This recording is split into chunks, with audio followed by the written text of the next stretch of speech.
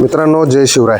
आपण आहे छत्रपती संभाजीनगर जिल्ह्यामध्ये शहराच्या एक 5-10 किलोमीटर अंतरावरती आणि सध्या एका गोठ्यावरती आफ्रिकन बोर नावाची जी शेळी असते, बकरी, तर ती आपल्यासमोर आहे. आपल्यासोबत मालक आहे. दादा नमस्कार. नमस्कार. काय नाव तुमचं?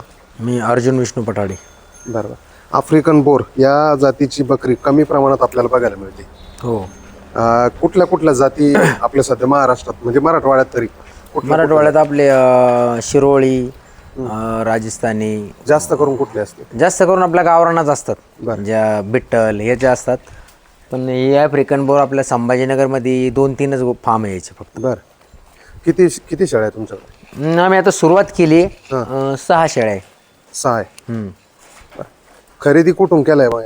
खरेदी आमच्या लहान्या भावाचे मित्र आहे, पोलीसमध्ये येते, पोलीस प्रशासनामध्ये. इथं आपलं याला काय आपलं दौलताबादला आहे. त्यांच्याकडून त्यांचा मोठा फार्म आहे. त्यांच्याकडे 100 शेळ्या आहे. त्यांचं फार्म कुठं आहे? दौलताबाद. बरं. मग खरेदी कितीला खरेदी पडली तुम्हाला? या 4 पाटी प्रत्येकी 40-40 हजार रुपये नगाने घेतल्या होत्या. हे 4 कधी खरेदी केली ती? 3-4 महिने झाले यांना घेऊन. बरं. आता दिसायला किती दिसतंय, पण 40 किलो प्लस वजन आहे याचं. 40 किलो वजन? हा, या पाठींचं. याच्या ज्या पद्धतीनं तुम्ही आता एवढ्या मोठ्या रकमेने खरेदी केला, मग विक्रीला कसा दर मिळतो? विक्रीला हेच याच्यासाठीच, जे अजून त्याची वाढ व्हायची ना. कारण असं पण विकले आपण तर आता बिल्डिंगसाठीच विकते आता तर सुरुवातीला. हा, नंतर जे कटाईच्या हिशोबानं पण झालं समजा, तर तरी साधारणतः एका बकरीपासून कमीत कमी जर धरला आपण तर एका वर्षाला 1 लाख रुपये प्रॉफिट राहू शकतो एका बकरी? हा, कारण 6 महिन्यात बकरी 2 पिल्लं देणार आणि 12 महिन्यात समजा 15 महिन्यामध्ये 4 पिल्लं. बरं. तर एक पिल्लू त्याचं वजनानं पण विकलं आपण तर साधारणतः 6-7 महिन्यामध्ये बोकड्या जर झाला समजा तिला, तर त्याचं वजन 70-75 किलो प्लस होणार. आणि वजनाच्या हिशोबाने जर विकलं तुम्ही काय किलोने विकतात? वजनाच्या हिशोबाने जर विकलं आपण 500-550-600 रुपयाने जर समजा कटाईच्या हिशोबाने जर तेव्हा विकलं आपण 500 रुपयाने पण विकलं तर 7-5 30-35 हजार रुपये एकाचे होणार. तर 30-25 हजार जर आपण, जास्त नाही. आणि 2 पिलाचे 50 हजार. पण एका वर्षात तर 2 वेळेस येते ना. हे 2 वेळेस जण ती शेळी पिल्ला देते 2 वेळेस, तर 1 लाख रुपये एका शेळीपासून प्रॉफिट होऊ शकतो. आफ्रिकन बोरच तुम्ही ठेवायचं कारण काय नेमकं? ह्या शेळी ठेवायचं कारण एकच आहे का हे शेळी बिमार पडत नाही. आणि खायला पण काही पण खाती, भूसा असू, घास असू, कुट्टी असू, काही पण खायला नखरे नाही. हा, नाही. दुसऱ्या शेळ्यांचं कसं आहे, इतकं खायला टाकलं आपण तर थोडंच खाणार, बाकी तसंच पडून देणार. आणि आजारी पडण्याचे चान्सेस किती असतात? खूप कमी, खूप लगे. म्हणजे आजारी पडायचे चान्स 2-5% असतं फक्त. 90-95% तर आजारी ती शेळी पडतच नाही. बाकी याच्या व्यतिरिक्त कुठल्या जातीच्या बकऱ्या शेळ्या नाही, कोणत्या नाही घेतल्या आपल्याकडे. याचे आपण दुसरे नाही आपल्याकडे. याच्या अगोदर होत्या अगोदर आपल्याकडे सुरुवात केली? नाही, आपल्याकडे अगोदर होत्या. गावरान होत्या आपल्याकडे, ज्या देशी शेळ्या आहे ना त्या होत्या.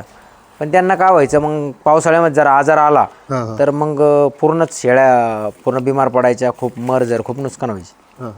आता यांचं कसं नियोजन असतं दिवसभरात गोठ्यावर? यांचं नियोजन सकाळी त्यांना खायला टाकायचं, पाण्याच्या बकेट भरून ठेवून द्यायच्या, आणि दुपारी थोडं टाकलं तर टाकलं, आणि संध्याकाळी भूस किंवा मुरघास टाकायचा. ही कल्पना म्हणजे आमचे लहान भाऊ आहे त्यांनीच आणलेली होती. त्यांनाच आवड होती शेळ्याची. ही जात जास्त करून कुठं बघायला मिळते आपल्याला? ही आपल्याकडं नाहीच बघायला भेटत. बारामती साईडला आहे, तिकडं आहे भरपूर त्याचे फार्म. आपल्याकडे 3-4च फार्म आहे. एक तो याला आहे, एक आमच्या गावालाच आहे, तो खूप मोठा समजा. याच्यामध्ये आमच्या पाहुणेचे विशाल देयांडे म्हणून, त्यांच्याकडे मोठा फार्म आहे. त्यांच्याकडे 100-150 प्लस बकरी आफ्रिकन. वेगळं प्रॉफिट काय अजून या शेळ्यांपासून? वेगळं प्रॉफिट हेच त्यांच्यापासून, दुसरं काय नाही. त्यांना दूध वगैरे नाही, फक्त पिल्लाला पुरण इतकंच दूध असतं.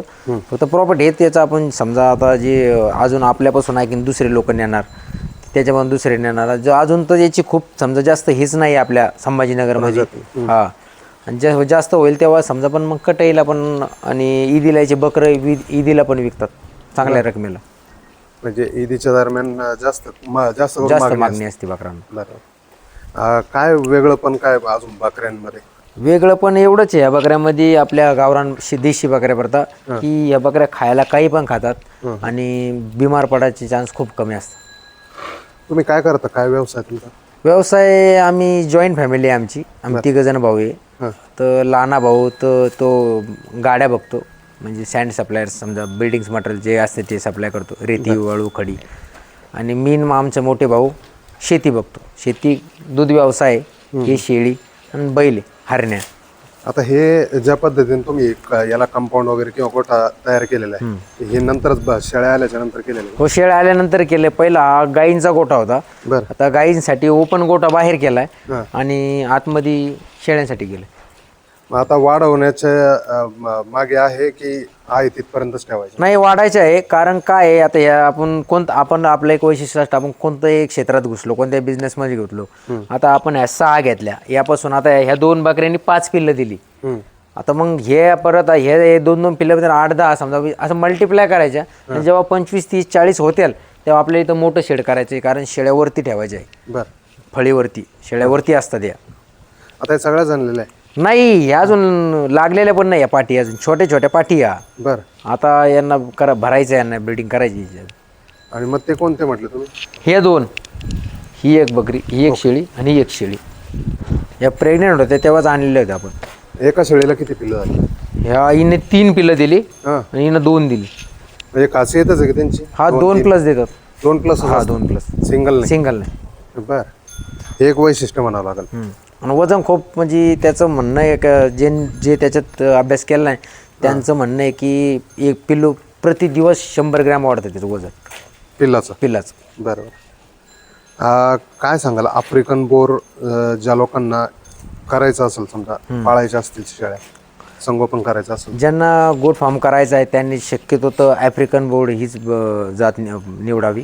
कारण याच्यामध्ये म्हणजे मला आलेला अनुभव तर असा आहे की याला खायला कोणत्या पण काही पण खातात, खायची त्यांची प्रॉब्लेम येत नाही. आणि प्लस म्हणजे आजारी पडत नाही. मेन आपल्याकडे जर समजा कोणी हे करत असेल तर आजार पण खूप असतं. दुसऱ्या शेळ्यांना आजारी पडल्यात माणसं खूप नुकसान होतं. कसं नियोजन केलं गेलं पाहिजे दिवसभरात त्याचं गोठ्यावरती? नियोजन असं, सकाळी आल्यानंतर त्यांना एकदा हिरवी वैरण टाकायची आणि त्यांची साफसफाई करून घ्यायची. आणि दुपारी वाळलेला भूस आणि संध्याकाळी आपण मुरघास टाकतो. संध्याकाळी मुरघास टाकतो. याच्या व्यतिरिक्त कुठलं? याच्या व्यतिरिक्त त्यांना जे आता जाणलेले आहे त्यांना मका बालडा, गव्हाचा बालडा हे द्यायचं. सुग्रास वगैरे थोडं द्यायचं खिलाई त्यांना. बरोबर.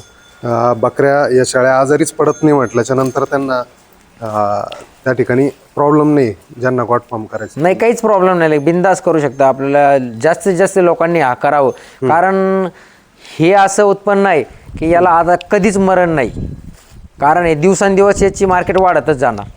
मागणी पण वाढ. हा मीटचे आपण रेट जर बघितले तर दिवसेंदिवस वाढतच चालले. त्यामुळं याला काही अडचण नाही. लोकांनी शेतीला जोड व्यवसाय म्हणून हा केलेलं खूप चांगलं. नक्कीच चालतं. धन्यवाद. शुभेच्छा तुम्हाला.